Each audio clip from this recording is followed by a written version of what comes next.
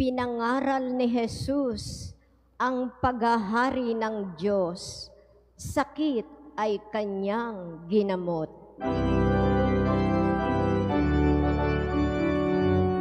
Hallelujah, Hallelujah, Hallelujah, Hallelujah, Hallelujah,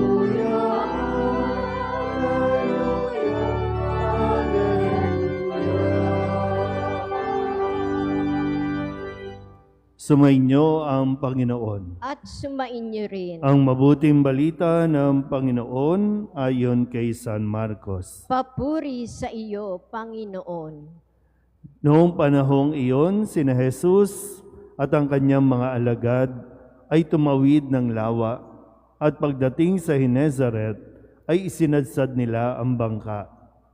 Paglunsad nila, nakilala siya agad ng mga tao, kaya't nagmamadaling nilibot ng mga ito ang mga pook sa paligid at ang mga may sakit na nakaratay na sa higaan ay dinala nila kay Jesus.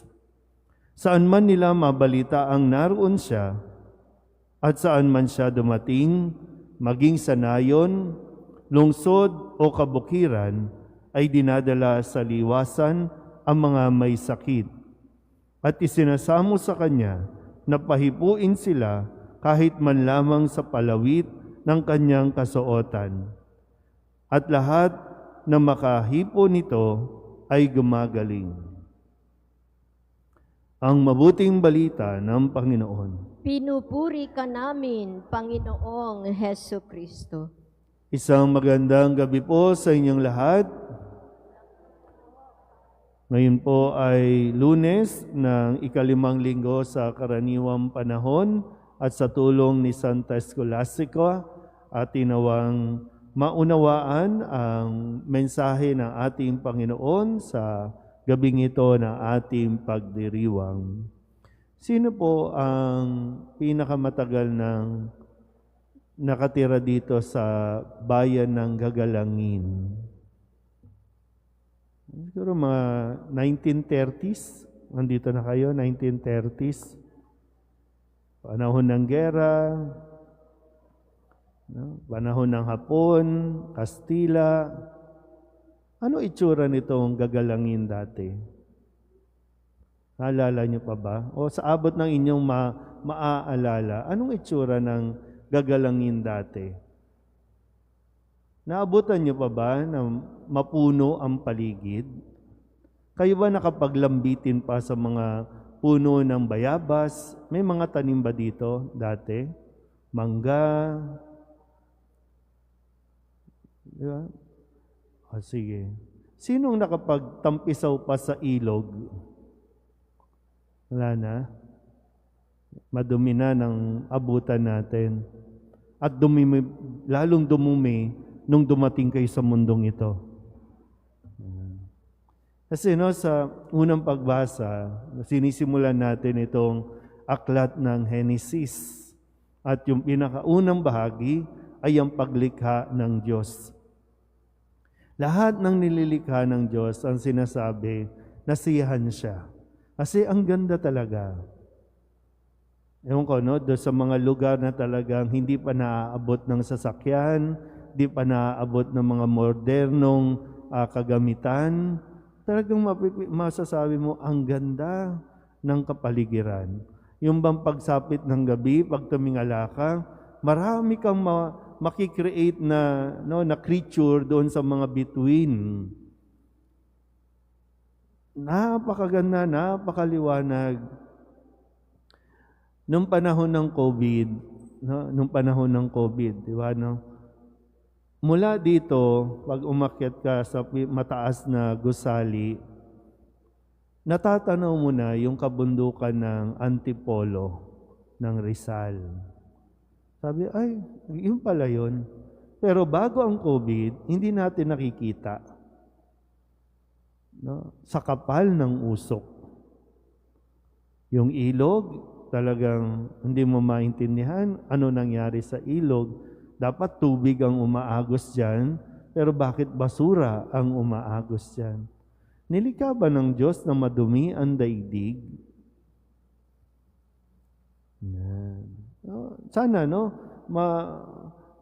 Para kasing wala tayong pakialam sa kung ano nangyayari sa kalikasan natin. Basta okay na yun, magro-rosaryo ako, bahala kayo dyan, no? Pero hindi nyo alam, lahat tayo apektado kapag nagulo ang kalikasan. Hindi nilikha ng Diyos ang sakit. Pero sabi sa Ebanghelyo, maraming tao ang may sakit na dinadala kay Jesus. At sino man ang makahipo nito, kahit sa laylayan ng damit niya, ay gumagaling. Sa unang bahagi, nilikha ng Diyos ang daigdig na napakaganda, yung kalikasan, pero sinira ng tao. At ngayon, bumabalik ang Panginoon sa katauhan ni Jesus at nire-restore niya ulit yung ating pong maging sa ating mga pisikal na pagkasira sa pagkakasakin, tanging ang Diyos din ang nakaka-restore nito. Pero magandang paalala kasi na ihintayin mo pa ba na magkasakit ka? Minsan may mga pagkakataon na hindi mo na maibabalik eh. Yung mga naputol na puno dyan sa daanan natin, hindi mo na maibabalik. Kapag nagkasakit ang tao, hindi na yan maibabalik.